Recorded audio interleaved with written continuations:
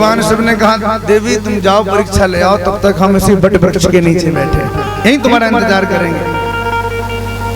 भगवान बटके जैसे हैं, बटके जैसा विश्वास है, पुष्ट विश्वास है भगवान शंकर। जिनके मन में संदेह रहता है वही भटकते हैं, जिनका विश्वास बटके जैसा पुष्ट रहता है उनके जीवन में भटकाव नहीं होता, वो तो जहां लगे रहते वहीं आनंद में भरे रहते हैं। बोलो जय सिया राम। किसी ने कह दिया कि बेटा नहीं हो रहा है तो चले जाओ फलानी जगह चादर चढ़ाया आओ, किसी ने कह दिया कि वहां दरबार लग रहा है वहां चले जाओ, किसी ने कह दिया फलाने देवता के हाँ वहां काले कपड़े में जे बांध दो, ये कर दो वो कर दो, सब कुछ करने के लिए हम तैयार हो गए। क्यों? क्योंकि हमें अपने भगवान पर विश्वास ही नहीं। सबसे बड़ी कमी आज की है, इसलिए इस देश में मनमुखी पंथ, मनमुखी संत अपने आप को लोग प्रकट करके अपनी अपनी दुकानदारी लोग चलाने पर बैठे। बोलो जय सिया राम। और आज की इतनी भोली भाली जनता, इनको ये भी भान नहीं है कि हम कहां बैठे हैं। कई बार सत्संग के नाम पर कुसंग भी कराया जाता है, वहां भी लोगों की भीड़ इकट्ठी हो जाती है। कई ऐसे पंथ हैं जहां पर बैठ के गाय को पशु कहा जाता है, गाय को पशु का रूप दिया जाता है, तुलसी को वृक्ष बताया जाता है, संतों की महिमा को निरादर के साथ दूर कर दिया जाता है। वहां भी लोगों की भीड़ इकट्ठी हो जाती है। और कई बार तो हमें आश्चर्य उन लोगों का लगता है कि ऐसे लोग कई बार टीवी पर भी आ जाते हैं और टीवी पर आके बढ़िया सुंदर सिंहासन पे बैठ के और धोती में बैठे, ऐसा नहीं, पजामे में बैठते हैं, पजामे में बैठ के और हाथ में माइक लेके फिर दरबार लगता है उनका। और दरबार में फिर लोग आते हैं, वो कहेंगे भाई क्या बात है, अरे बोले महाराज बड़ी समस्या है। बोले बिहारी जी गए थे? बोले हाँ गए थे। क्या खाया था? बोले बिहारी जी गए थे महाराज, आलू टिकिया खाई थी हमने बिहारी जी के मंदिर के सामने। बोले अब की बार जाना कचौड़ी खाना, कृपा आ जाएगी, हाथ उठा के कृपा दे। क्या पसंद है तुम्हें? बोले समोसा। बोले अब जलेबी खाओ, कृपा बरसेगी। अब की बार जब गए थे तो कितने का नोट चढ़ाया? बोले 50 का चढ़ाया। बोले 500 का चढ़ाना, कृपा बरसेगी। टॉफी खा लेना, कृपा बरसेगी। अब बताओ, टॉफी बिस्किट समोसा कचौड़ी से यदि कृपा मिलने लग जाए तो बेचारे वन में रहने वाले, पेट को सुखा के भजन करने वाले, राम नाम करने वाले महात्माओं की क्या कीमत रहेगी हमारे देश में। और मैं आपसे हृदय से इस बात को कह रहा हूं, हमारे देश में जो भी धर्म मचा हुआ है वो भगवान के जो अनन्य भक्त जिनको आप देखते हैं वो तो कुछ भी नियम साधन करने में सक्षम नहीं है, जिनके ऊपर आपकी कभी दृष्टि नहीं गई, जो महाराज वृंदावन की गिरिकंदराओं में यत्र तत्र विचरण करने वाले, निरंतर भगवान के नाम में डूबने वाले, ऐसे संतों के प्रभाव से आज धरती बची हुई है महाराज, नहीं तो धरती रसातल पर चली जाती है महाराज। उन संतों के प्रभाव से धरती बची। बोलो जय सिया राम। हम लोगों की बुद्धि ऐसी। माता सती के मन में संदेह प्रकट हुआ, जाने लगी। भगवान शिव ने कहा देवी तुम जाओ। सती जी बोली आप भी चलो परीक्षा लेने। भगवान ने कहा हम क्यों जाएं? माता सती बोली आप अर्धनारीश्वर हो कि नहीं हो? बोले हाँ हैं। और आप, मैं आपकी अर्धांगिनी हूँ, तो भाई आधा अधिकार तो आपका भी है, आप भी चलो। भगवान शिव ने कहा देवी अरे संदेह तुम्हें हुआ है तो परीक्षा लोगी, हम क्यों परीक्षा लें? ये तो वैसे ही हो गया कि कोई पत्नी बीमार हो जाए, डॉक्टर कहे इंजेक्शन लगेगा, तो श्रीमती जी को जब इंजेक्शन लगे तो श्रीमती जी कहें हमें बाद में लगाओ, पहले इनको लगाओ। क्यों? बोले हमारे अर्धांग हैं, हम इनकी अर्धांगिनी हैं, ये पति हैं हमारे, तो पहले इनको लगाओ, हम दवाई तब खाएंगे जब ये दवाई खाएं। अब बताओ ये कहाँ का न्याय है? माता सती ने जब कहा, प्रभु ने कहा नहीं देवी तुम जाओ। माता सती परीक्षा लेने के लिए गई। तब तक भगवान शिव मन में सोचे कहां तक तर्क करें, हम तो राम राम कर रहे हैं, और बैठ गए। माता सती जैसे ही परीक्षा लेने के लिए गई, गोस्वामी जी वर्णन कर रहे हैं, जैसे ही भगवान शिव से दूर हुई कि अब इनकी जो थोड़ी बहुत बुद्धि थी वो भी विकृत हो गई। और उस बुद्धि में क्या भाव आया, इन्होंने रूप भी किसका बनाया? गोस्वामी जी कह रहे हैं पुनि पुनि हृदय विचार करी, धर सीता कर रूप, आंग हो चली पंथ तहीं जहीं आवत नर हो। इन्होंने नकल तो करी पर नकल में अकल नहीं लगाई महाराज। देखो नकल करने वाला व्यक्ति सफल तो हो जाता है पर सफल तब होता है जब थोड़ी अकल लगावे। आज के समय में असली से ज्यादा नकली पैकिंग बहुत अच्छी लगती है देखने में। असली हीरे में चमक भले कम हो पर नकली हीरा बहुत शाइनिंग देगा, एकदम चमकेगा। माता सती ने सीता जी का रूप तो बनाया पर ये भूल गई कि राम जी के कभी सीता जी आगे नहीं चली, हमेशा राम जी के पीछे चली। और आज माता सती राम जी के आगे चली, आगे हो ही चली पंथ दे, आगे चल रही। गोस्वामी जी वर्णन करते हैं जैसे पहुंचे लक्ष्मण जी ने तो देखा कि तुरंत समझ गए। लक्ष्मण दीख उमा कृत भेषा, देखते ही समझ गए कि ये माँ सती है, पर चुप रहे, कुछ नहीं बोले। थोड़ी देर में जैसे ही राम जी के सामने पहुंची, राम जी देख के समझ गए कि ये तो माँ सती है, जगत जननी माँ दुर्गा है। ये जंगल में कहाँ भटक रही हैं? तुरंत भगवान राम ने प्रश्न कर दिया, हे माता जोरी पानी प्रभु कीन प्रणाम, जोरी पानी प्रभु कीन प्रणाम, सीता समेत लीन निज नाम, सीता समेत लीन निज नाम।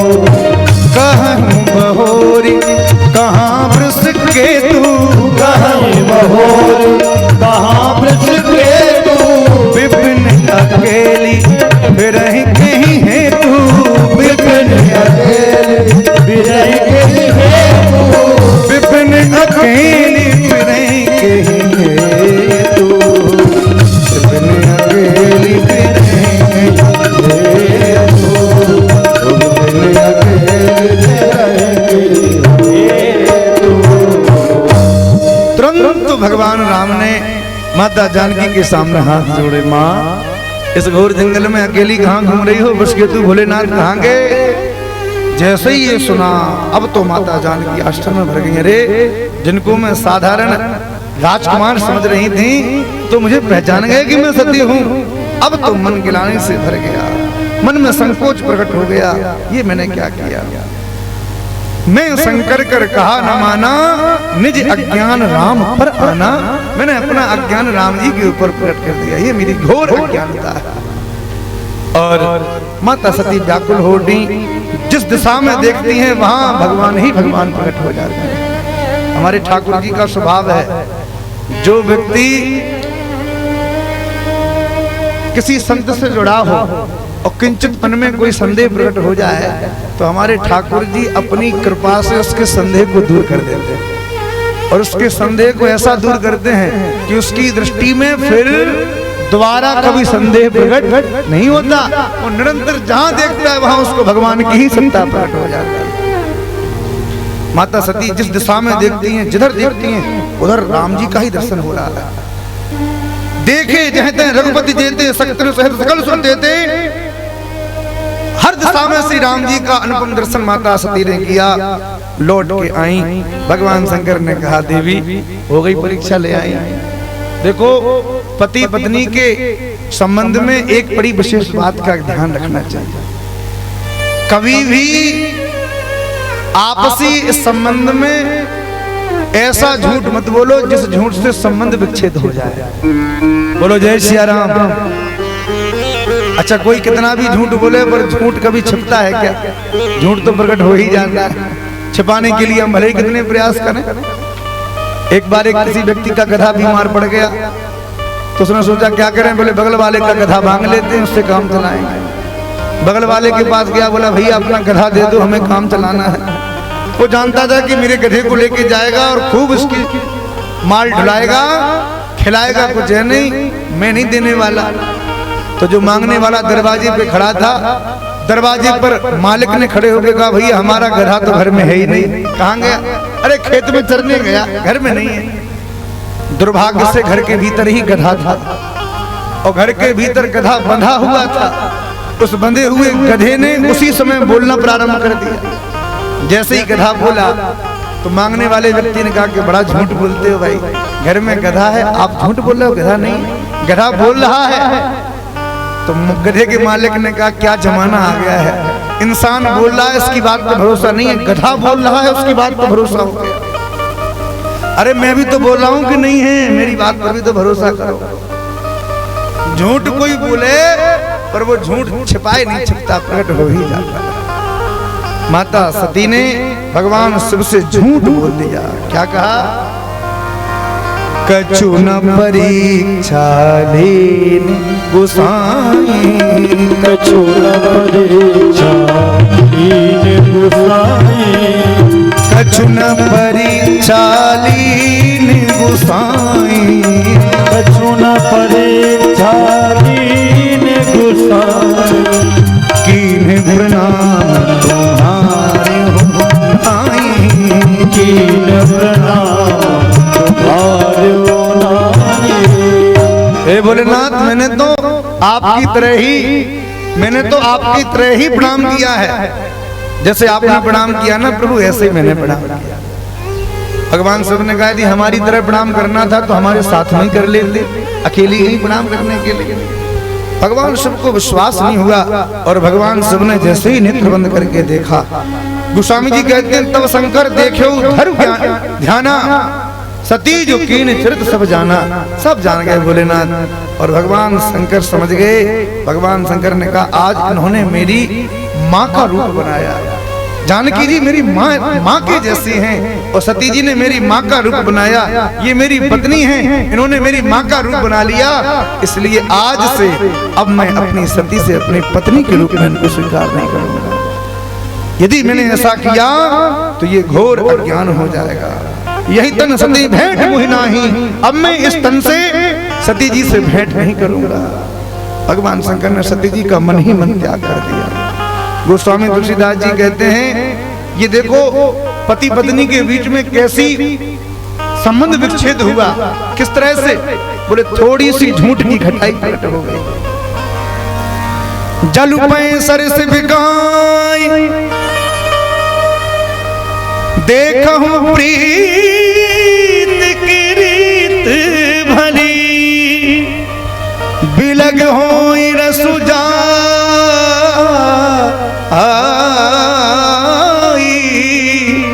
कपट खटाई परत पुनी, कपट खटाई परत पुनी।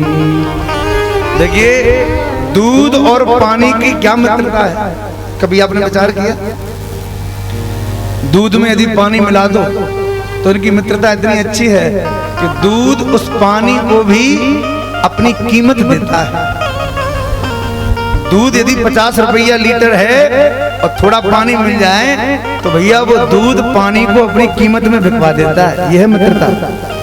और जब दूध ने पानी को अपनी कीमत दे दी और उसी दूध को जब घर में माताएं गर्म करती हैं तो पहले बताओ क्या जलता है? दूध जलता है क्या? पानी जलता है। पानी जलता है। पानी कहता है अरे मित्र तूने मुझे अपनी कीमत दी है इसलिए मैं तुझे नहीं जलने दूंगा, पहले मैं जलूंगा। जलने लगता है पानी। जैसे ही दूध अपने मित्र पानी को जलते हुए देखता है तो दूध के मन में विचार आता है अरे भाई तू मत जल, तेरी मेरी मित्रता इतनी प्यारी है, जो अग्नि तुम्हें जला रही है मैं उसी को बुझा दूंगा। और दूध उफन के बाहर आता है, अग्नि के ऊपर गिर जाता है, आग को बुझा देता है। अब बताओ ऐसी मित्रता किसी की हो सकती है क्या? लेकिन भैया ऐसे दूध पानी की मित्रता में भी यदि एक बूंद नींबू की पड़ जाए तो बताओ दूध अलग पानी अलग, फट गया। अब आप लाख प्रयास कर लो वो दूध पानी एक नहीं हो सकते कुछ भी कर लेने से। फिर तो दूध पानी का फिर पनीर ही बनेगा महाराज, और कोई उपाय होने वाला नहीं। बोलो जय सिया राम। भगवान शिव पार्वती जी के संबंध में केवल माता शिव भगवान शिव पार्वती के संबंध की बात नहीं है, संसार का कोई भी संबंध हो यदि संबंध के बीच में कपट की खटाई थोड़ी सी पड़ जाए तो वो संबंध हमेशा के लिए दूर हो जाता है। इसलिए हमेशा अपने संबंध में निष्कपट होकर रहना चाहिए, कोई कपट ना हो। माता सती व्याकुल हो गई। इधर भगवान शंकर ने आज माता सती को अपने सामने स्थान दिया, बगल में स्थान नहीं दिया। भोलेनाथ ध्यान में मस्त हो गए महाराज। भोलेनाथ मन ही मन राम जी को सोचने लगे, प्रभु कहाँ हो कहाँ हो। ध्यान में डूब गए और भगवान का चिंतन करने लगे। अरे किस देवता ने आज मेरा दिल चुरा लिया, किस देवता ने मेरा दिल चुरा लिया, किस देवता ने मेरा दिल चुरा लिया, किस देवता मेरा दिल चुरा लिया, किस देवता ने आज मेरा दिल चुरा लिया। दुनिया की खबर ना रही, दुनिया की खबर ना रही, तन को भुला दिया, किस देवता ने आज मेरा दिल चुरा लिया। सूरज न था न चांद था, बिजली न थी वहाँ, सूरज न था न चांद था, बिजली न थी वहाँ, सूरज न था न चांद था, बिजली न थी वहाँ, करके दया दयाल ने, करके दया दयाल ने पर्दा उठा लिया, किस देवता मेरा दिल चुरा लिया, किस देवता मेरा दिल चुरा लिया, वो मेरा दिल चुरा लिया, मेरा दिल चुरा लिया। भगवान शिव नेत्र बंद करके विराजमान हैं और एक दो दिन की समाधि नहीं लगी। गोस्वामी जी कहते हैं बीते संवत सहज 87,000 वर्ष की लंबी समाधि भगवान शिव की लगी। जैसे ही समाधि खुली, राम राम शिव सुमरन लागे, जाने सती जगतपति जागे, जान गई माता साहब। उसी समय दक्ष ने अपने यहाँ यज्ञ किया, जिस यज्ञ में दक्ष ने सबको बुलाया पर भगवान शिव को नहीं बुलाया। थोड़ा ध्यान से सुनेंगे। माता सती के सामने जब बड़े बड़े देवता विमान लेके जाने लगे तो माताओं को मायके जाने की चटपटी तो लगी ही रहती है महाराज। बोलो जय सिया राम। हमारी माताएं यदि ससुराल में हो, मायके में कोई कार्यक्रम चल रहा हो तो माताओं का मन फिर ससुराल में नहीं लगता। माताएं अपने पति से प्रेम से कहती हैं कि सुनो जी हमको भेज दो। यदि श्रीमान जी प्रेम से मान जाएं तो अच्छी बात है, नहीं तो माताओं को मायके जाने के हथकंडे सब आते हैं। फिर माताएं घर में सब्जी तो बनाएंगी पर सब्जी में थोड़ा मिर्च ज्यादा कर देंगी, दाल बनेगी पर दाल में थोड़ा रामरस नमक ज्यादा हो जाएगा।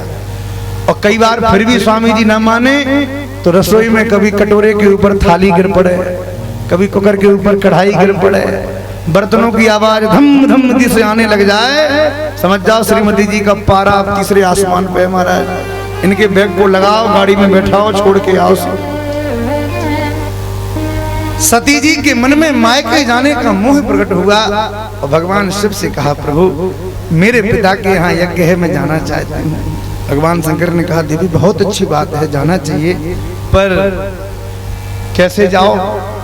पिता भवन उत्सव परम जो प्रभु आयसु हो, तो मैं जाऊं कृपा यतन सादर देखन सोए।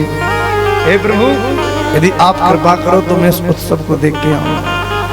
आज भगवान शिव ने माता सती को वो अद्भुत कथा सुनाई। कहा देवी बहुत अच्छी बात है, अपने पिता के यहाँ, अपने गुरु के यहाँ, किसी मंदिर में, किसी गुरुद्वारे में कभी निमंत्रण की आशा नहीं करनी चाहिए, जाना चाहिए।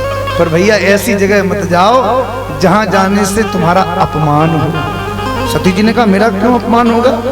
भगवान शिव ने कहा देवी मुझे वो समय याद आ रहा है, एक बार जब तुम्हारे पिता दक्ष को ब्रह्मा जी ने प्रजापति का पद दिया था। प्रजापति का जब पद मिला,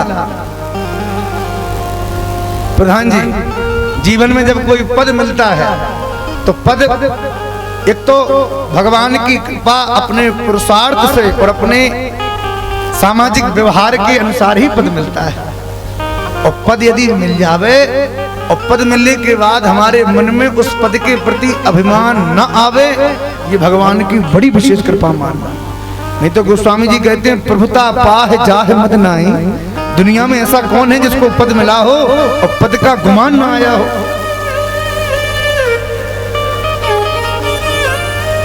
कोई कितने भी पद इकट्ठे कर लो, और भैया पदों की महिमा यदि किसी को पूछनी है तो हमारे श्री हनुमान जी महाराज जी से पूछो।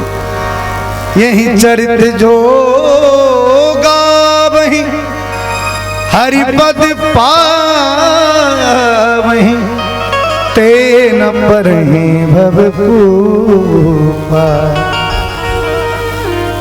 हनुमान जी राम जी की सभा में विराजमान थे। थोड़ा ध्यान से सुनेंगे।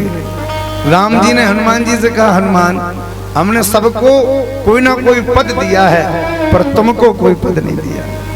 हमने लंका का पद विभीषण को दिया, किष्किंधा का पद सुग्रीव को दिया, और हनुमान अयोध्या के पद पर मैं स्वयं बैठा हूँ, तुम्हें कोई पद ही नहीं मिला। बताओ तुम्हें कौन सा पद चाहिए? हनुमान जी ने हाथ जोड़ के कहा प्रभु, जिसके जीवन में दो पद मिले हो वो एक पद की आशा क्यों करे? राम जी ने कहा भाई तुम्हें दो पद कहां से मिल गए? हनुमान जी ने कहा प्रभु, आपने लंका का पद विभीषण को दिया, वह भी केवल एक ही पद है। आपने सुग्रीव को किष्किंधा का पद दिया, वह भी केवल एक ही पद है। और हे भगवान क्षमा करना, अयोध्या के पद पर भी जो आप बैठे हो वो अयोध्या का भी एक ही पद है। पर हे मेरे राम जी, मैं तो इतना भाग्यशाली हूँ कि मुझे आपके इन दो दो पद कमलों की प्राप्ति हुई है। भगवान के चरणों को उठा के हृदय से हनुमान जी ने लगा लिया। दुनिया के ये सबसे बड़े पद है, इसलिए तो गोस्वामी जी ने गाया, भज मन राम चरण सुखदाई, भज मन राम चरण सुखदाई, भज मन राम चरण सुखदाई, भज मन राम चरण सुखदाई, राम चरण सुखदाई, भज मन राम चरण सुखदाई, भज मन राम चरण सुखदाई, भज मन राम चरण सुखदाई। जिन चरणन से निकसी सुरसरी शंकर जटा समाई, जिन चरणन से निकली सुरसरी शंकर जटा समाई, जटा शंकरी नाम पर्यो है, जटा शंकरी नाम पर्यो है, त्रिभुवन तारन आई, भज मन राम चरण सुखदाई, भज मन राम चरण सुखदाई। हरि बोल।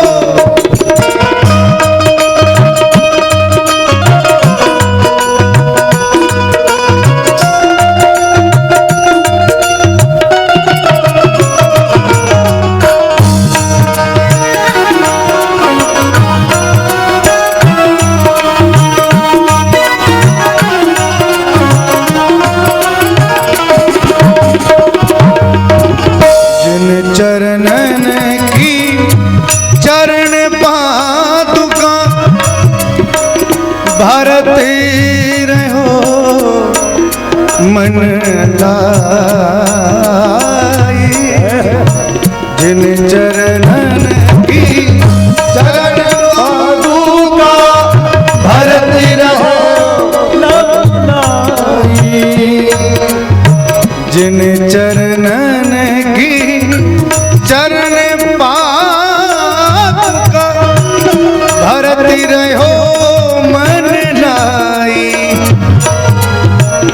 सोई चरण केवट धोइली ने, सोई चरण केवट धोइली ने, तब हरि नाम चढ़ाई, भज मन राम चरण सुखदाई, भज मन राम चरण सुखदाई, भज मन राम चरण सुखदाई, भज राम चरण सुखदाई, भज मन राम चरण सुखदाई, भज मन राम चरण सुखदाई, राम चरण सुख, राम चरण सुखदाई।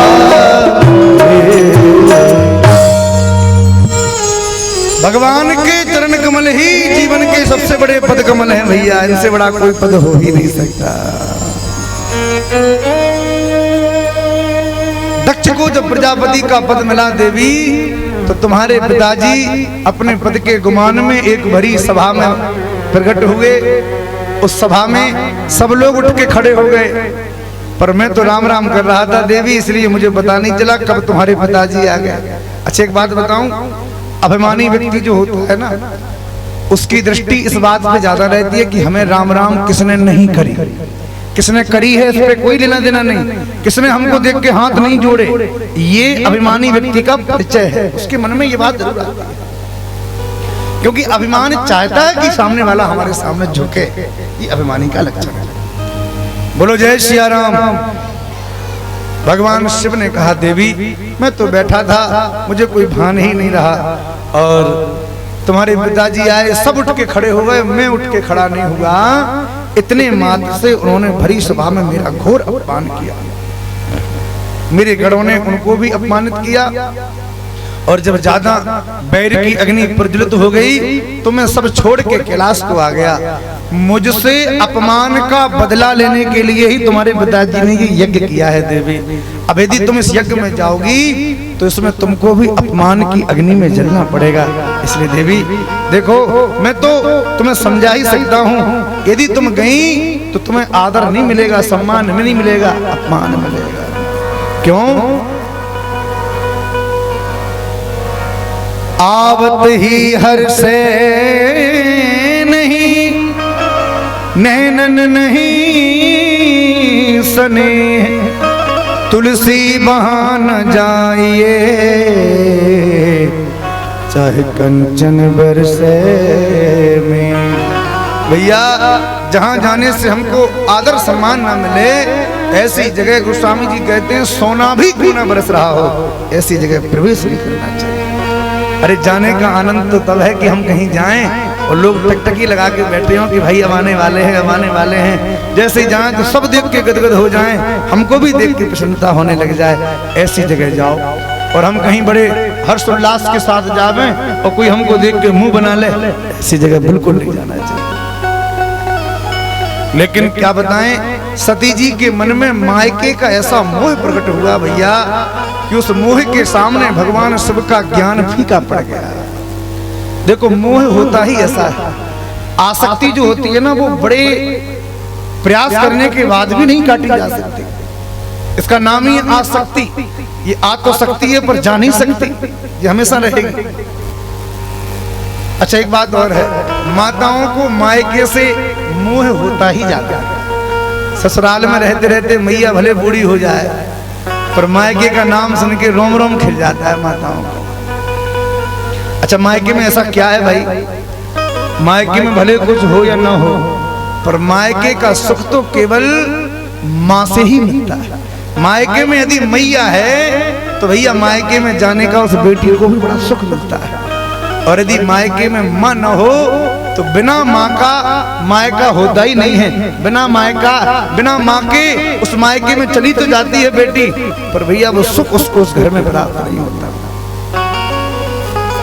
ऐसे कितने परिवार होंगे जिनकी बेटियां गरीब कुल खानदान में जन्म लिया होगा, पर अपने भाग्य संस्कार से उनका विवाह बहुत बड़े धनवान परिवार में हो गया होगा।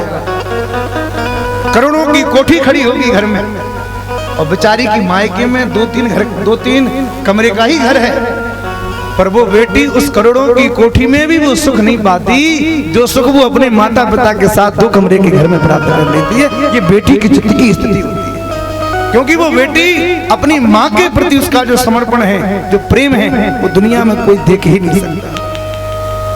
देखो, जब तक माता पिता जीवित रहते हैं ना, तब तक हम अपने माता पिता की अवहेलना करते हैं, और जब वही माता पिता शरीर छोड़ के चले जाते हैं तो उनकी एक एक बात, उनकी एक एक कृति, उनके द्वारा दिए गए एक एक उपदेश को हम बड़ी सभाओं में उपदेश के रूप में स्वीकार करते हैं और लोगों से कहते सुनते हैं।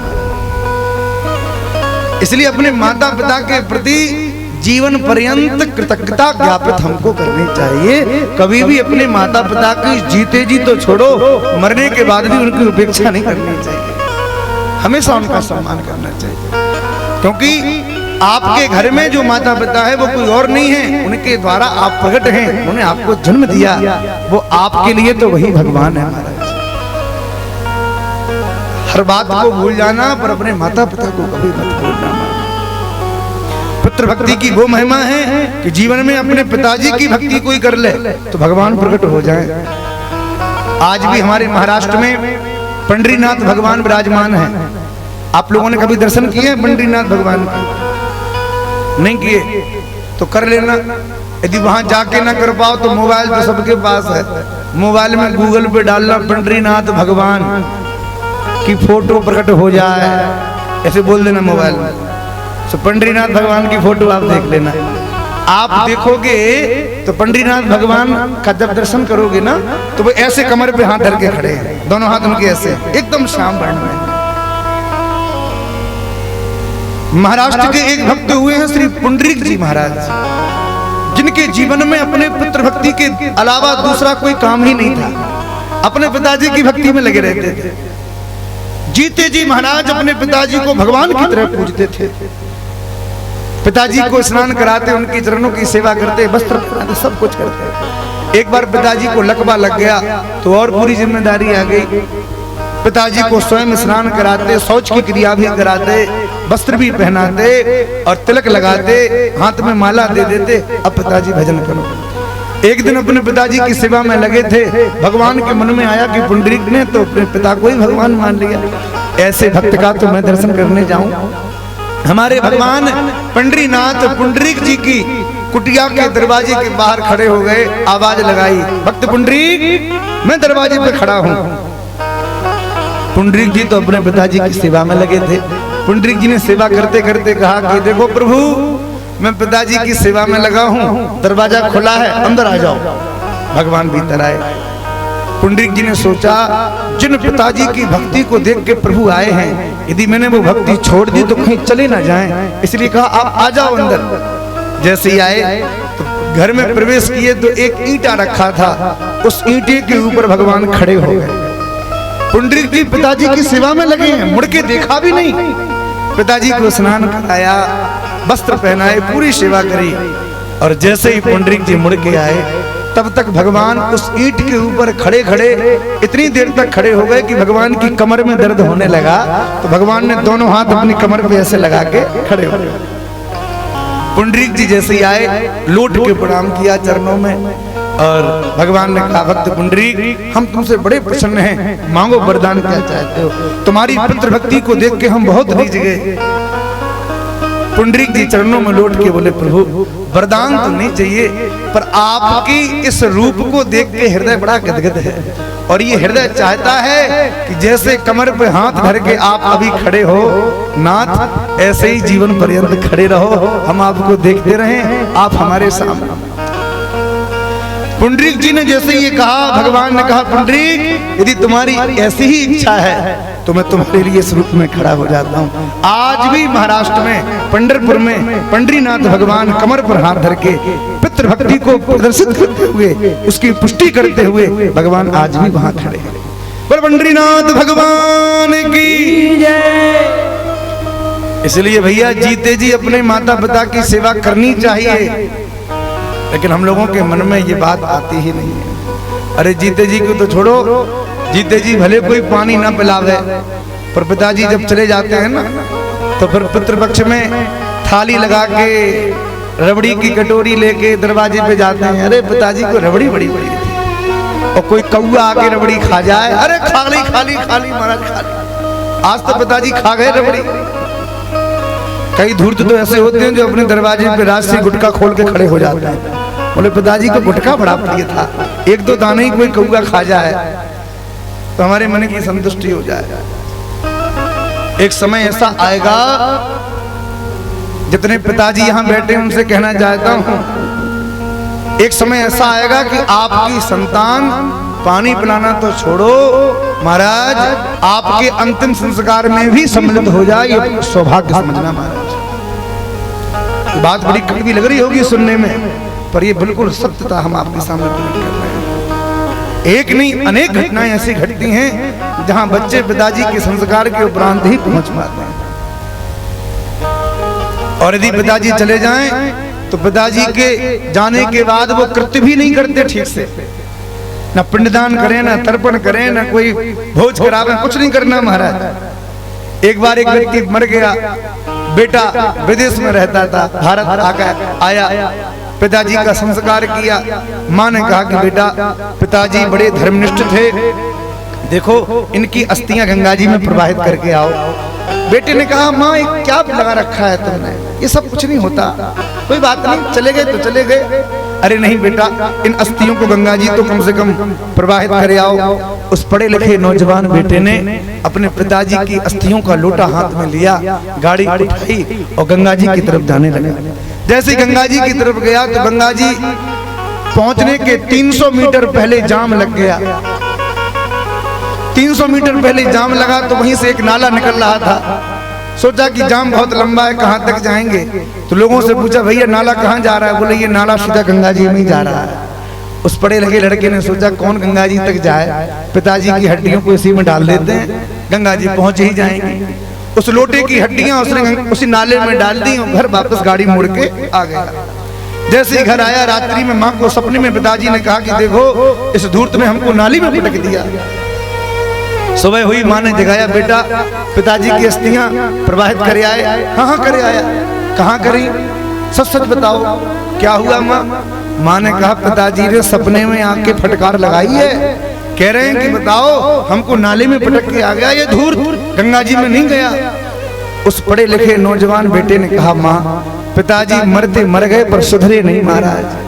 300 मीटर नाले से गंगा जी तक नहीं जा पाए, 300 किलोमीटर घर तक कहने के लिए आ गए आपसे। यदि पिताजी चाहते तो 300 मीटर उठ के गंगा जी चले जाते, पर 300 किलोमीटर घर पर कहने के लिए आपसे चले आए। अब बताओ किससे आशा करोगे आप कि ये बेटा हमारा संस्कार करे, कि हमारे पिंडदान करे? माता भक्ति जीवन में जरूर होनी चाहिए। माता सती अपने मायके में जाने की जिद करने लगी, और जैसे ही माता सती ने जाने का निर्णय लिया, जाने लगी, माता भोलेनाथ ने कहा कोई बात नहीं देवी, अब तुम्हारा मन है तो चले ही जाओ। पहुंची, जैसे ही गई, सादर भले ही मिली के माता, सादर भले मिली के माता, सादर भले ही मिली के माता, सादर भले मिली के माता, सादर भले ही मिली एक माता, भगनी मिली बहुत मुस्काना, सादर भले मिली एक माता, भगनी मिली बहुत मुस्काना, सादर भले ही मिली एक माता,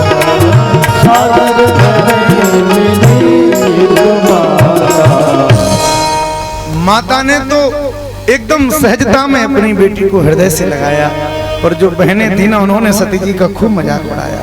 बहनें बोली कोई बात नहीं, अरे अपने पिताजी का घर है, कहाँ निमंत्रण की आशा करनी, कोई बात नहीं, तुम आ गई, बहुत अच्छा किया तुमने।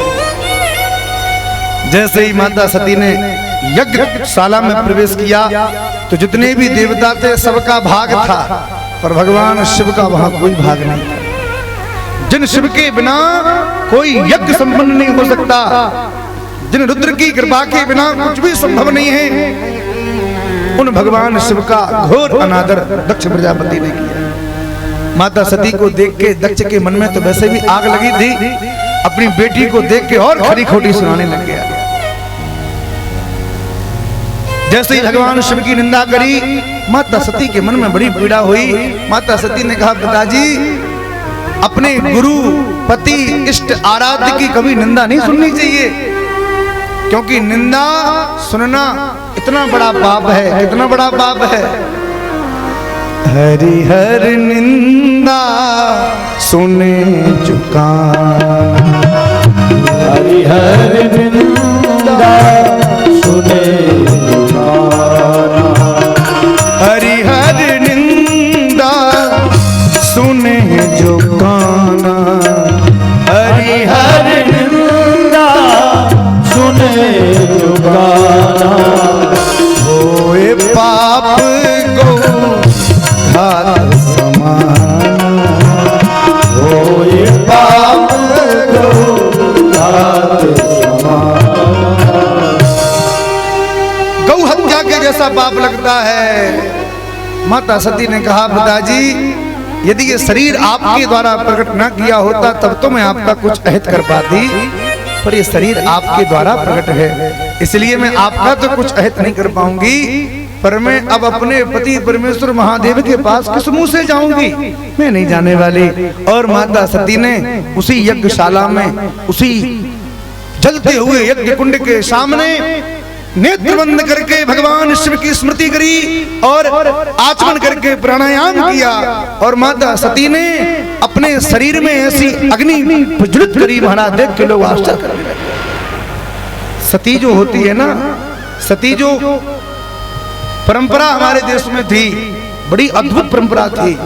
उस सती परंपरा को यदि किसी ने देखा हो, खैर अब देखने वाले कहाँ हैं, पर आपने सुना तो जरूर होगा कि जो सती अपने पति के सिर को अपनी गोद में धर के उस लकड़ियों के ऊपर जब वो बैठती थी, देवताओं का चिंतन करती थी, तो उस समय अग्नि प्रज्वलित नहीं करनी पड़ती थी, अपने केसों को खींच के जैसे नीचे पटकती थी, उसी शरीर में अपनी लकड़ियों के मध्य में अग्नि प्रज्वलित हो जाया करती थी। ये सती की महिमा हुआ करती थी, ये सतत्व की महिमा होती थी हमारे सनातन में।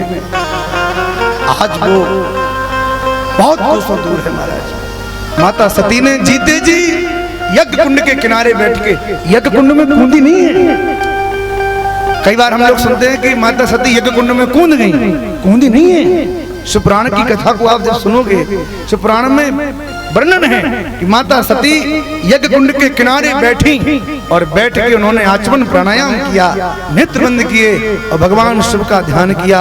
ध्यान करते करते अपने शरीर को ऐसी अग्नि में जला दिया कि देखते देखते शरीर धू धू, देवता थर थर कांपने लगे, जितने भी महात्मा थे सब लाभ करने लगे, महात्मा घबराने लगे अब क्या होने वाला है। इधर भगवान शिव के पास जैसे ही सूचना पहुंची, भगवान शंकर को पता चला कि मेरी प्राण प्रिया सती ने अपने प्राणों का देहोत्सर्ग कर दिया।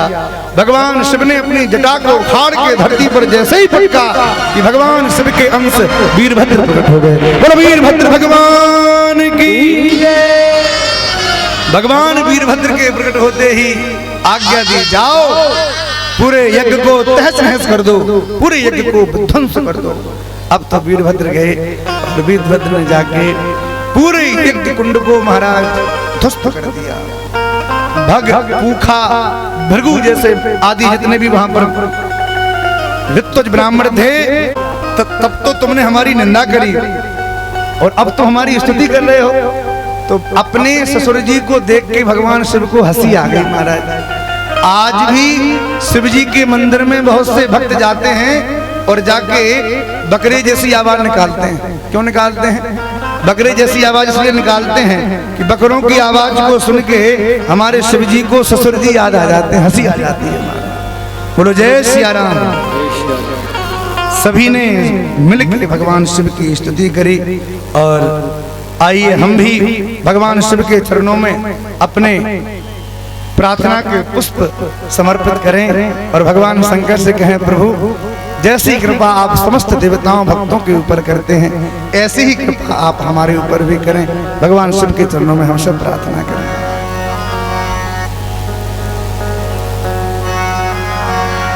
तेरी डमरू की धुन सुन के, तेरी डमरू की धुन सुन के तेरे दरबार आया हूँ। तेरी डमरू की धुन सुन के तेरे दरबार आया हूँ। तेरे डमरू की धुन सुन के तेरे दरबार आया हूँ। तेरे डमरू सभी लोग गाइए।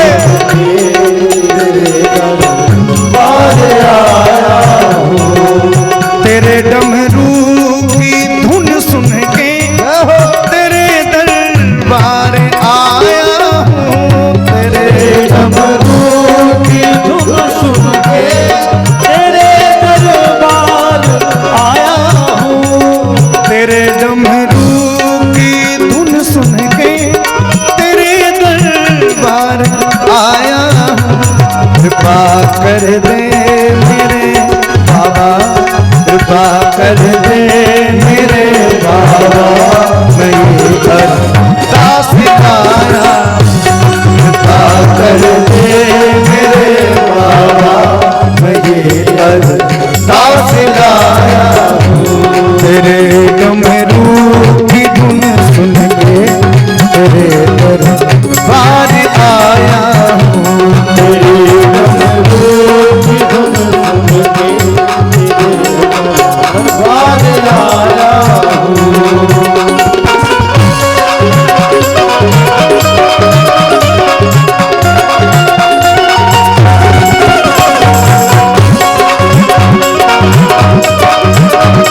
शंकर भगवान की।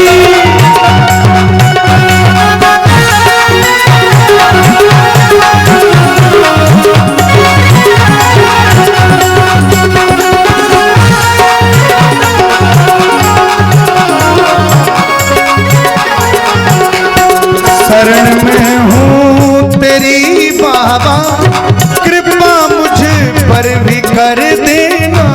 शरण में हूँ तेरे बाबा, कृपा मुझ पे भी कर देना। शरण में हूँ तेरी बाबा, कृपा मुझ पर भी कर देना। शरण में हूँ तेरी बाबा, कृपा मुझ पे भी कर देना। तेरे दर का दीवाना हूँ, तेरे दर का दीवाना हूँ। तेरे दर्शन को आया हूँ। तेरे दर का दीवाना हूँ, तेरे दर्शन को आया हूँ। तेरे डमरू की धुन सुन के तेरे दरबार आया हूँ। तेरे डमरू की धुन सुन के तेरे दरबार आया हूँ।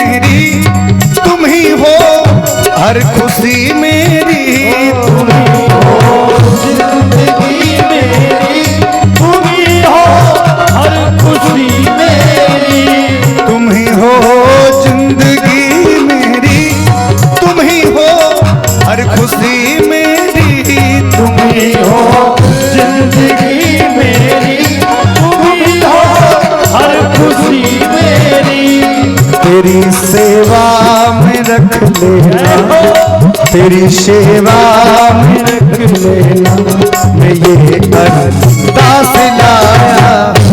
तेरी सेवा में रख लेना, बोलो शंकर भगवान की।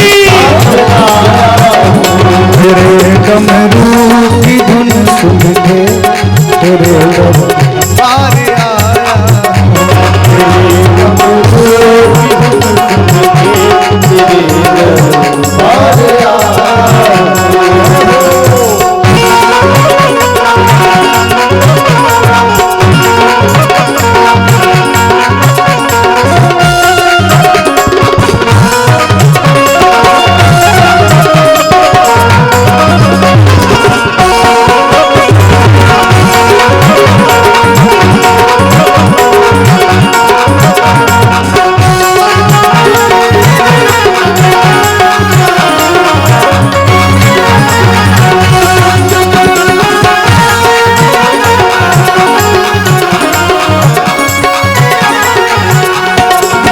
भटका वहाँ भटका, मैं दर दर ठोकर खाया हूँ। यहाँ भटका वहाँ भटका, मैं दर दर ठोकर खाया हूँ।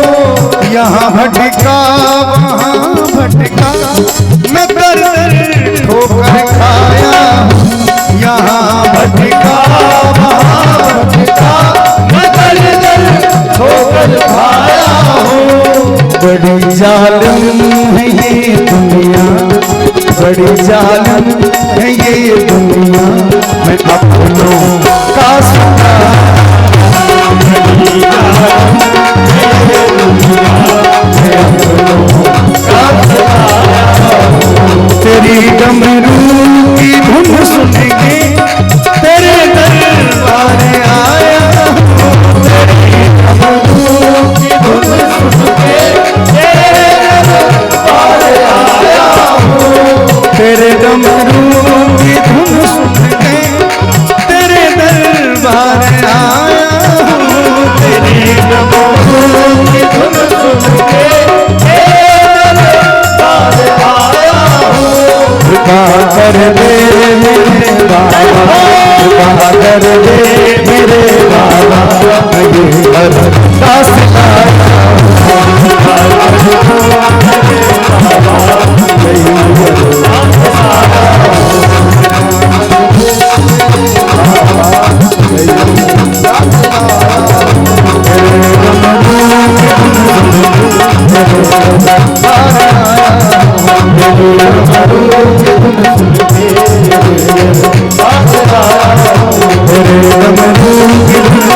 ऐसे नहीं,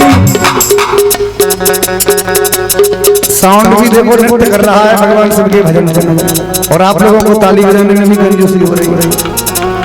तभी हम कहें कि गला क्यों खींच रहा है, पावर कम है। कोई बात नहीं, कल बढ़ जाएगा। अभी सब लोग झूम के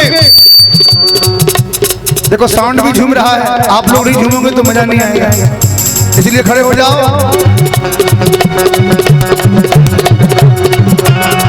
राजा राम राम राम सीता राम राम राम, राजा राम राम राम सीता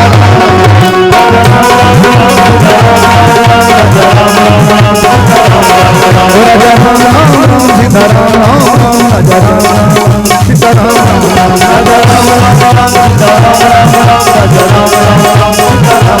राजा राम राम सीता राम राजा राम सीता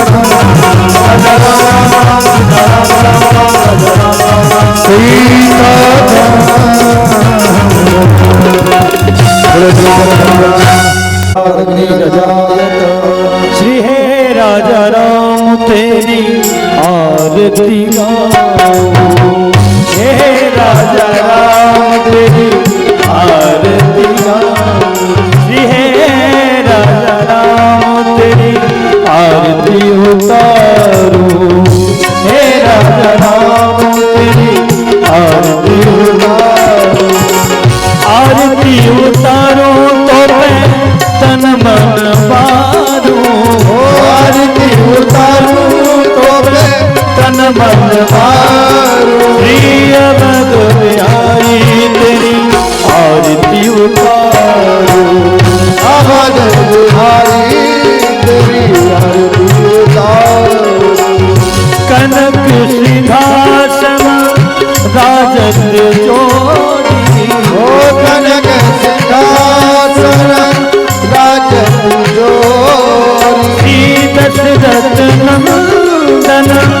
जनक किशोरी दशरथ नंदन जनक किशोरी सुगर छवि को मैं सदा निहारूं हे राजा राम तेरी आरती गाऊं हे बहुभाग शोभित जगजननी बहुभाग शोभित जगजननी शरण विराजत है सुदर्शनी शरण विराजत है सुदर्शनी उन चरणों को मैं सदा निहारूं उन चरणों को मैं सदा निहारूं हे राजा राम तेरी आरती उतारो हे राजा राम तेरी आरती उतारो आरती हनुमत के मन भावे आरती हनुमत के मन भावे श्री राम के ध्यानित शिव जी गावे श्री राम के ध्यानित शिव जी गावे श्री राम कथा को हृदय उतारो हे राजा राम तेरी आरती उतारो आनंदपुर घोर दावतार उनके प्यार दावतंदम दियावते अवम भवानी उत्तम नमामि त्वमेव भूतात्मता त्वमेव बंधु सदा त्वमेव वेद्यावरं त्वमेव शरणं त्वमेव हरे राम राम राम हरे हरे हरे कृष्णा कृष्ण कृष्ण हरे हरे राम राम हरे हरे कृष्ण कृष्ण हरे हरे हरि ओम जसले निषिद्धीकरणं आरोग्यार्थे आत्माभिवंदनं मंत्रपुष्पांजलि ओम देवो शांतिरंतर्जगुं शांति पृथिवी शांतिरापः शांतिरोगदयः शांति वनस्पतयः शांतिरुष्वे देवाः शांति ब्रह्मा शांति सर्वगुं शांति शांतिरेव शांति सामा